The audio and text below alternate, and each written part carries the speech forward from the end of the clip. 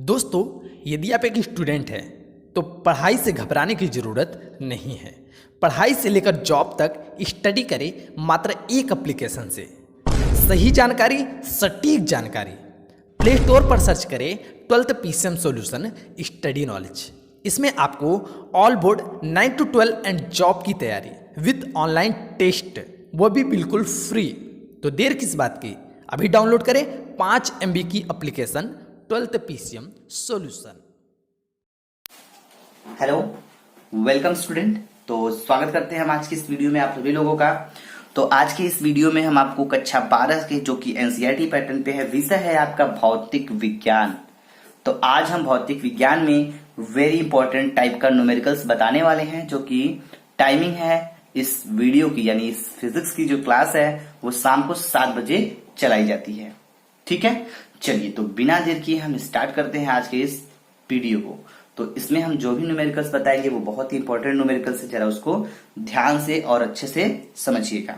ठीक है, चलिए तो स्टार्ट करते हैं। तो इसमें बोला क्या जा रहा है, इस क्वेश्चन में बोला जा रहा है, पहले किसी प्रिज्म से अल्पतम विचलन कोण 30 अंश प्रिज्म के प्रथम अपवर्तक पृष्ठ पर अपवर्तन कोण 30 अंश है। प्रिज्म के पदार्थ का अपवर्तनांक ज्ञात कीजिए। बात समझ में आ रही है? एक बार फिर से रिपीट करते हैं क्वेश्चन को। तो क्वेश्चन में बोला जा रहा है किसी प्रिज्म से, कोई प्रिज्म है जिससे अल्पतम विचलन कोण 30 अंश है। ठीक है, प्रिज्म के प्रथम अपवर्तक पृष्ठ पर अपवर्तन कोण 30 अंश है। प्रिज्म के पदार्थ का अपवर्तनांक ज्ञात करना है आपको। क्लियर है? चलिए तो पहले क्वेश्चंस को पढ़ने के बाद हम करेंगे क्या, पहले इसमें देखेंगे कि हमको क्या क्या पता है, क्या क्या दिया गया है। ठीक है, तो हमें अल्पतम विचलन कोण दिया गया है। तो जो दिया है पहले उसको हम नोट करेंगे। तो लिखेंगे दिया है क्या दिया है, अल्पतम विचलन कोण।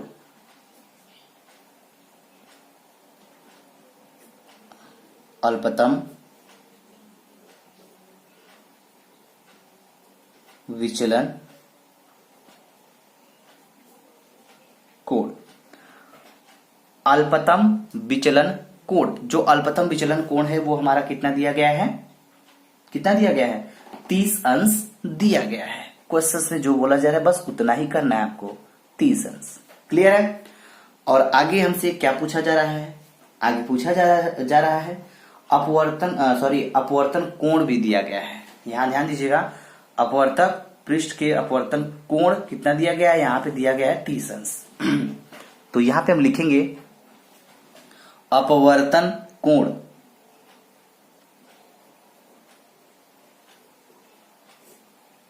अपवर्तन कोण कितना है, 30 अंश, ये भी दिया गया है। ठीक है, अब ध्यान दीजिएगा क्या पूछा जा रहा है, अल्पतम विचलन की स्थिति में। ठीक है, ध्यान दीजिएगा, अल्पतम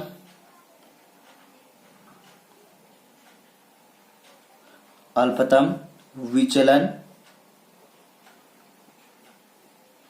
की स्थिति में, अल्पतम विचलन की स्थिति में जो आपका R होता है वो R बराबर होता है a/2। ध्यान दीजिएगा, ठीक है, ये R बराबर क्या होता है, a/2 होता है। तो जब हम यहां से a बराबर निकालेंगे तो a बराबर हमको मिलेगा 2R। मिलेगा या नहीं? बिल्कुल मिलेगा यहां से। तो ये हमारा जो मिला उसको हम साइड करते हैं। ठीक है, एक चीज ध्यान दीजिएगा, यहाँ पे a = क्या हो जाएगा, 2 है तो 2 लिख देंगे, इनटू R है तो R का मान कितना है, यहाँ पे अपवर्तन कोण यानी 30 अंश दिया गया है तो यहां रखेंगे हम 30। ठीक है, समझ में आ रहा है? तो ये हो जाएगा 30 दूनी के 60। तो हमारा a बराबर आ जाएगा 60 अंश। इतना नोट कर लीजिए। आगे बढ़ते हैं हम लोग, स्टेप बाय स्टेप बढ़ना है। ठीक है, तो इतना नोट कर लीजिएगा। अब आगे क्या होगा, प्रिज्म के पदार्थ का जो अपवर्तनांक होता है उसका जो सूत्र होता है उसी सूत्र से ये हल होगा। तो चलिए हम आपको सूत्र बताते हैं। तो यहां लिखेंगे प्रिज्म के पदार्थ का अपवर्तनांक। प्रिज्म के पदार्थ का अपवर्तनांक। प्रिज्म के पदार्थ का अपवर्तनांक।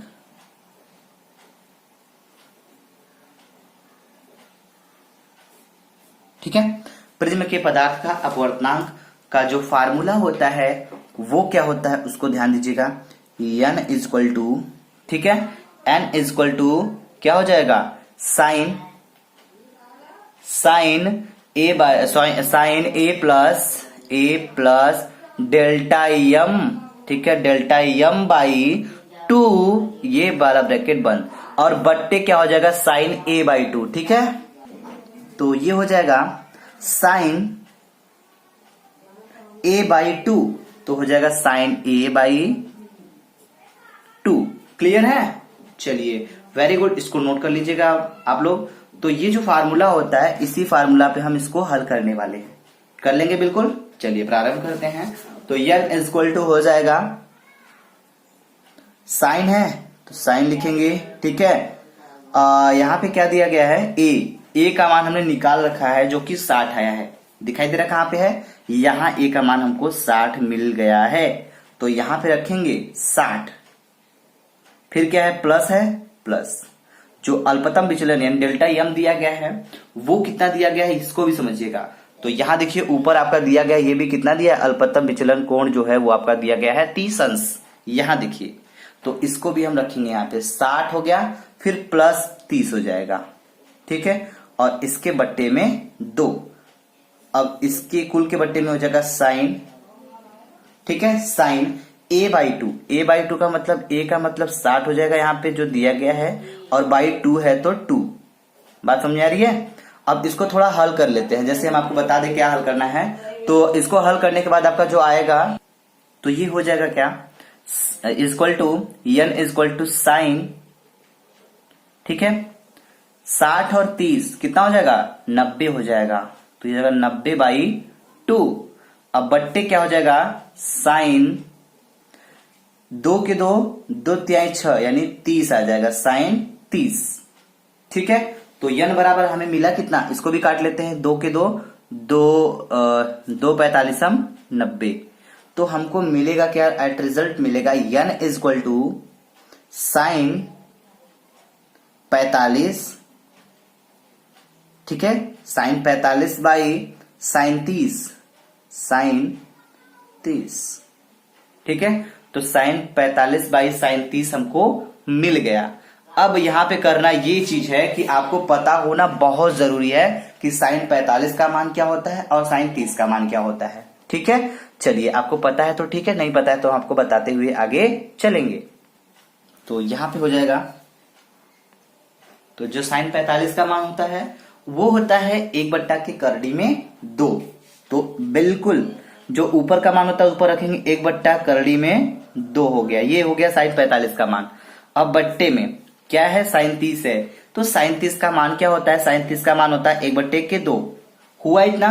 चलिए, तो इस इतना होने के बाद होता क्या है, रिजल्ट जो हमारा आता है n इक्वल टू हो जाएगा आपका क्या, तो होगा क्या, इसको थोड़ा हल कर लेते हैं। तो ये हो जाएगा 1/2 करड़ी में 2 और गुणे ये जो 2 है ये ऊपर चला जाएगा, हो जाएगा 2, ठीक है। तो होगा क्या, ये हो जाएगा आपका n इक्वल टू 2 करड़ी में 2। तो जो हमारा √2 है नीचे वाला, उसको हम करड़ी में नहीं रखते हैं, ठीक है। तो उसको हम क्या करेंगे, हटाने के लिए ऊपर नीचे हम करड़ी में 2 का गुणा कर देंगे।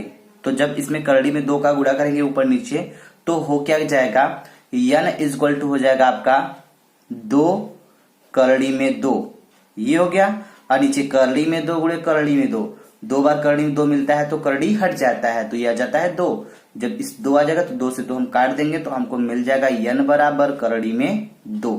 तो ये हमारा आ गया क्या, अपवर्तनांक जो हमें ज्ञात करना था। चलिए, उम्मीद करते हैं कि आपको ये समझ में आ गया होगा, तो आप इसे नोट कर लीजिए। अगले क्वेश्चन की तरफ बढ़ते हैं। तो अगला क्वेश्चन जो है दूसरा क्वेश्चन है, उसमें क्या बोला जा रहा है, उसमें क्वेश्चन में बोला जा रहा है कि 60 अंश वाले, ठीक है, 60 अंश कोण वाले प्लास्टिक प्रथम प्रिज्म प्लास्टिक प्रिज्म का पीले प्रकाश के लिए अपवर्तनांक करड़ी में 2 है। अल्पतम विचलन की स्थिति में ज्ञात कीजिए। क्या ज्ञात करना है अल्पतम विचलन की स्थिति में? 4 ऑप्शन दिया है, 4 क्वेश्चन, तो इसको बारी बारी से निकालना है। पहला निकालना है अल्पतम विचलन कोण निकालना है, यानी यहाँ पे ए का मान निकालना है हमको। आगे है क्या है आपतन कोण निकालना है यहाँ पे, और यहाँ पे अपवर्तन कोण निकालना है, और यहाँ निर्गत कोण निकालना है। तो बिल्कुल ध्यान से एकदम स्टेप बाय स्टेप चलेंगे तो हमारा सवाल भी हल हो जाएगा और हमको समझ में भी आ जाएगा। ठीक है, चलिए हम लोग समझ लगाते हैं। तो पहले हमको ये चीज देखना होगा क्वेश्चंस में। ये क्वेश्चन बड़ा ही लाजवाब है। क्वेश्चन लगभग आपका कितनी बार रिपीटेड है? 2009 का है और 10 का भी है, और कह सकते हैं हम ये पिछले साल और 5 का भी है। ठीक है, तो ये क्वेश्चंस रिपीटेड क्वेश्चन है। ये क्वेश्चंस अक्सर पूछे जाते हैं इस टाइप के, तो हम एकदम स्टेप बाय स्टेप समझते हुए चलेंगे। तो हमको क्या दिया है? क्या दिया है? दिया है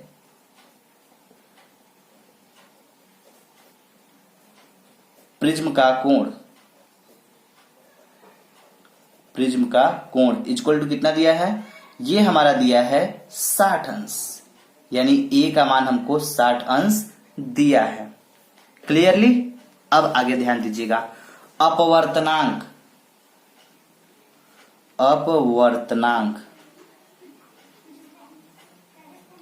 यानी n का मान हमको दिया गया है। क्या दिया गया है? n का मान यहाँ पे हमको दिया गया है करड़ी में 2। देख सकते हैं यहाँ पे के लिए अपवर्तनांक करड़ी में 2 है। ठीक है, बस हमको यही 2 चीज दिया गया है और हमको ज्ञात करना 4 चीज। पहला है हमारा क्या? अल्पतम विचलन कोण। क्या है? अल्पतम विचलन कोण। चलिए तो हम पहले वाले को निकालते हैं। अल्पतम विचलन कोण। ठीक है, तो ये जो अल्पतम विचलन कोण होता है ये ए नहीं होता है, बल्कि इसको हम डेल्टा एम से दिखाते हैं। ठीक है, चलिए अब ध्यान दीजिएगा। तो हमको यही चीज पहले निकालनी है, तो इसको निकालने के लिए क्या करेंगे हम? इसका फार्मूला होता है, एक पहले इसको निकाल लेते हैं क्योंकि यही मेन है। अगर इसको निकाल लेते हैं तो बाकी चीजें हमारा आराम से निकल जाएगा। तो ध्यान दीजिएगा, हो जाएगा n equal to sine a plus delta m by 2। ठीक है, अपॉन साइन ए बाई 2 हो गया। ये होता है फार्मूला। तो अल्पतम विचलन को नहीं कोण होता है, राइट? चलिए छूट जाता है, उसको ध्यान दिया करिए आप लोग। तो अल्पतम विचलन कोण। ठीक है, अब एक चीज यहाँ पे समझने वाली बात ये है हमारे लिए कि हमको इसका तो मान पता है n का, कि हमारे दिया है करड़ी में 2, जो पता है उसको फटाफट रख लेते हैं। Is equal to sine a plus delta m by 2, right? तो जब जो वैल्यू दिया है उसको हम रखेंगे। साइन ए है तो ए का मान कितना है? 60 अंश है, तो 60 हो जाएगा प्लस डेल्टा एम बाई 2 हो जाएगा, राइट? बट्टे साइन ए बाई 2, ए का मान है 60 बाई 2, तो 2 के 2 दूतियाई 6 यानी 30 आ गया। तो हमारा आया क्या मिलकर, सॉरी ध्यान दीजिएगा कट गए हैं। तो हमको मिला क्या? हमको मिला है करड़ी में 2 is equal to sine 60 plus delta m by 2, ये हो गया, अपॉन साइन 30। इतना मिल गया, इतना क्लियर है? चलिए तो अब हम करेंगे क्या, इसके आगे ध्यान दीजिएगा। ठीक है, अब ध्यान दीजिएगा, इसके बाद क्या होगा? साइन 30 का मान हमको पता होना बहुत जरूरी है। यहाँ पे साइन 30 का मान जो होता है वो क्या होता है? साइन 30 का मान होता है क्या? 1/2। क्या होता है? 1/2 होता है, ये आपको पता होना चाहिए। तो चलिए हम करेंगे क्या, यहां साइन 30 की जगह पे इसका मान रख लेते हैं। तो ये हो जाएगा करड़ी में 2 is equal to sine 60 plus delta m by 2 upon क्या हो जाएगा? अपॉन साइन 30 का मान क्या है? 1/2, तो ये हो जाएगा 1/2। ठीक है, अब एक चीज ध्यान दीजिएगा, अब हम यहां से ये बराबर है तो इसका मल्टीप्लाई इसमें करेंगे, क्रॉस मल्टीप्लाई कर लेते हैं, इसका इसमें और इसके कुछ नहीं तो एक मान के इसका इसमें कर लेते हैं। तो क्या होगा, इसका इसमें हो जाएगा तो हमको मिलेगा क्या, ध्यान दीजिएगा। अब एट रिजल्ट हमको लास्ट में मिलेगा sine 60 plus delta m by 2, ये हो गया इज इक्वल टू, करड़ी में 2 है तो करड़ी में 2 गुड़े 1/2, 1/2 हो गया। बात समझ में आ रही है। अब ध्यान दीजिएगा इसके बाद क्या होगा, ठीक है। तो इसके बाद करना क्या है, ये हो गया आपका। अब इसका मल्टीप्लाई कर लेते हैं हम लोग, ठीक है, कर लेते हैं बिल्कुल। तो ध्यान दीजिएगा, तो साइन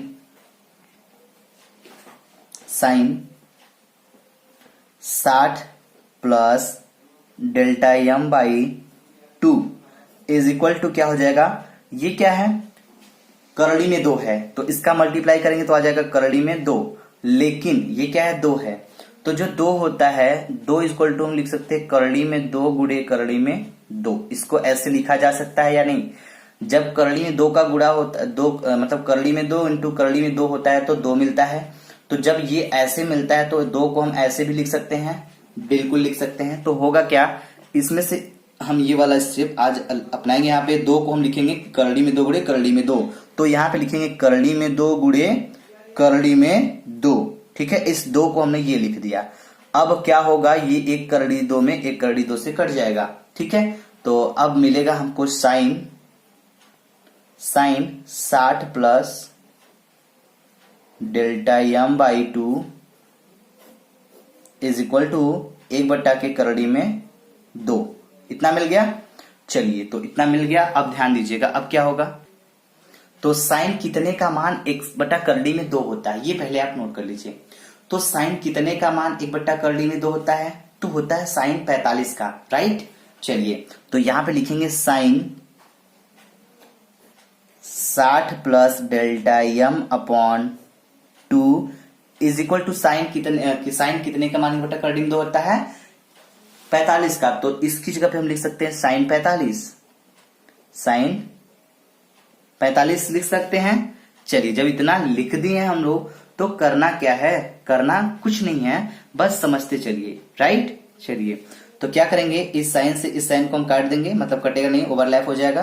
तो अब हमारा मिलेगा क्या, अब मिलेगा 60 plus delta m by 2 is equal to 45, ठीक है। तो 45 हो गया तो ये हो जाएगा 60, ठीक है, 60 plus delta m is equal to, ये इसका मल्टीप्लाई इसमें हो जाएगा तो 45 दूना 90 हो जाएगा, ठीक है। तो 45 दूना 90 हो जाएगा। तो एक चीज ध्यान दीजिएगा, जब डेल्टा एम यहां से हम निकालेंगे तो ये 90 है तो 90 रहेगा, और ये क्या है 60 प्लस में, इधर उधर जाके क्या हो जाएगा, माइनस हो जाएगा। तो ये हो जाएगा -60।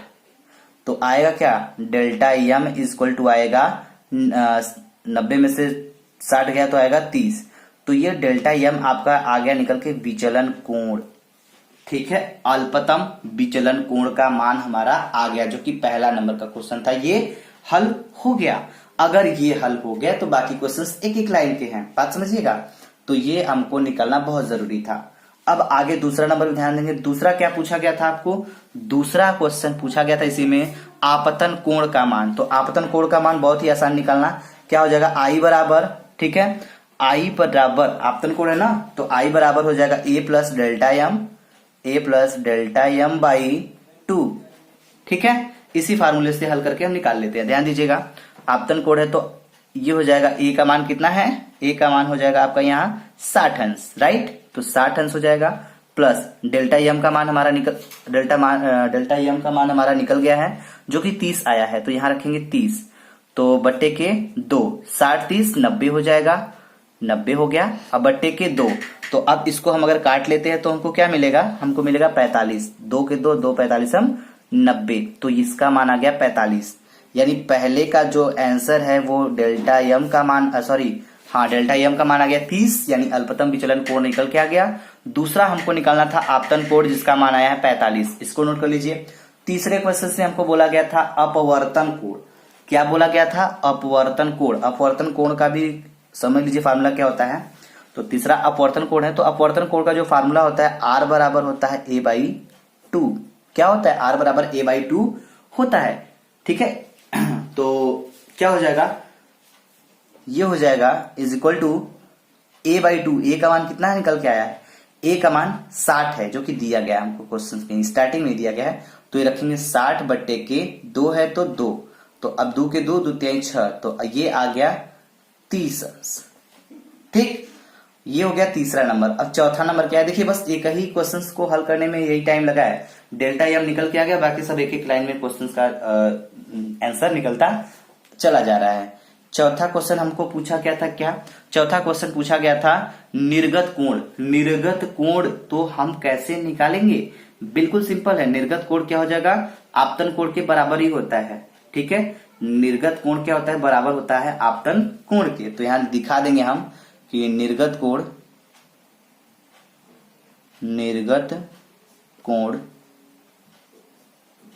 इज इक्वल टू आपतन कोण।